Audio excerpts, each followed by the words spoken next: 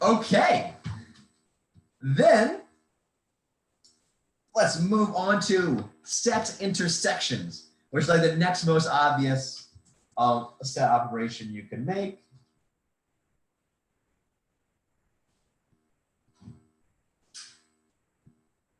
And so here I'll say, what if we have, the way we say this is we'd say A intersect B.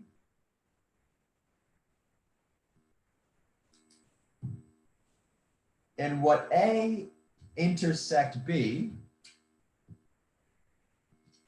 what that stands for is, well, the function we could write like this symbolically. This is the intersect symbol.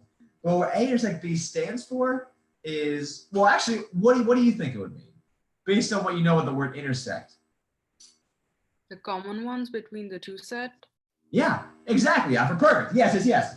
A intersect B, this stands for the set of all x and u, such that x is in A and x is in B. So notice, unions go with ors, anything in A or B. Intersections go with ands, everything in A and B. Also notice how, you know, this is kind of an upward U, kind of an upward caret here. This is kind of a downward U, kind of like a downward V here, whatever. That's not an accident. These things go together. These things are very, very similar concepts. Or and unions, and then and intersections are very, very linked. But anyway, yeah. So that's what set intersections are. And so the way we draw this with our Venn diagram picture is we could have A be a set here. We could have B be a set here. And the intersection is just this bit in the middle. Just the elements they all share. So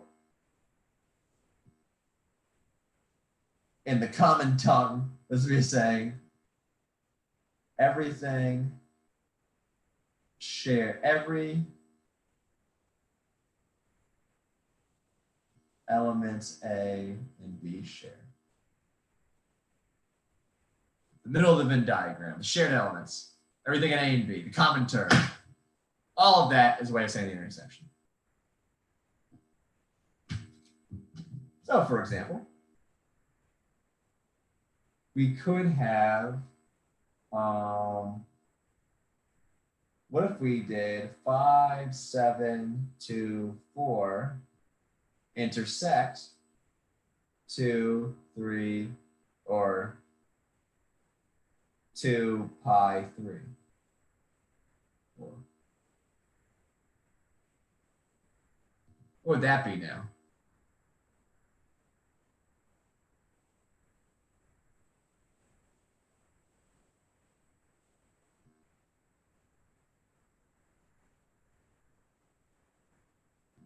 And Alfred, you said it before.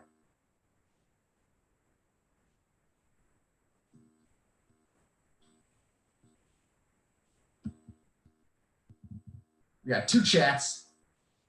Yeah, just 2, 4. Exactly. So this would just be 2 and 4, because we can go through and we can see that, oh, the 2 here, a 4 here, 2 here, and 4 here. These are the only 2 elements that both of our sets share. So that's all it means to be an intersection.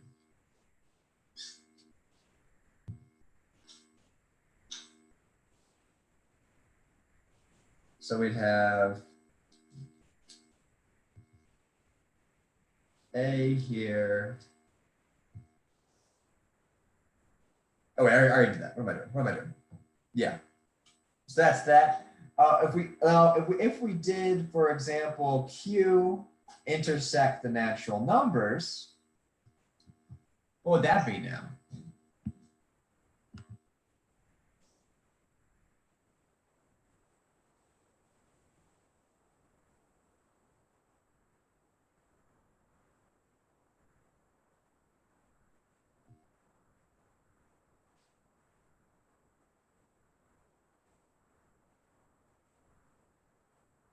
Kind of interesting, right? So if Q intersects the natural numbers, Remember, the natural numbers are a subset of Q. Every natural number is a rational number, right? Well, wait, that's the whole thing right there, right? Every natural number is a rational number. So the rational numbers and the natural numbers, like the middle of that Venn diagram is all of the natural numbers. Like what we really have here in our picture is we would have Q is this, and then inside Q we have N somewhere. And so that means the middle of the Venn diagram, everything in both of them is, well, just all of N. And so Q intersect N is all of N.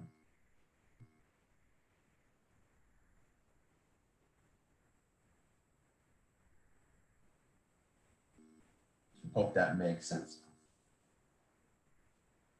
Now, another example we could do is if we had, let's say we had Q intersect pi and E.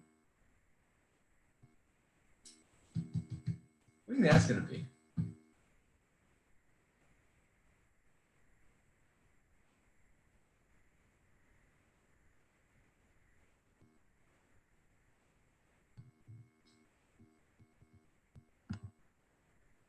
Zero. So I totally see what you're saying. It's going to be the empty set. Because if we set it 0, well, that would imply that 0 is both a rational number and in the set pi and E. That's not true. But see what you're saying, Afra. It's going to be what we call the empty set. So you could write it like this to literally be like the set with nothing in it. But we usually write it like that to be the empty set. We're going to talk about the empty set much more later on. But yes. So this I meant the blank bracket. That's why I said 0, like nothing in there. Yes, exactly. And this is actually a really interesting concept, Afra. This is the difference between 0 and nothing, which sounds stupid, but it's like in computer science. You guys know computer science, right? It's like the difference between an integer 0 and saying something's null. You know, like 0 means like, oh, it is defined, it is something. It just happens to be the number 0. Whereas a null set or null really means it's just nothing, kind of. Similar concepts. But anyway, yeah. So these are intersections. But this brings us to kind of two interesting observations.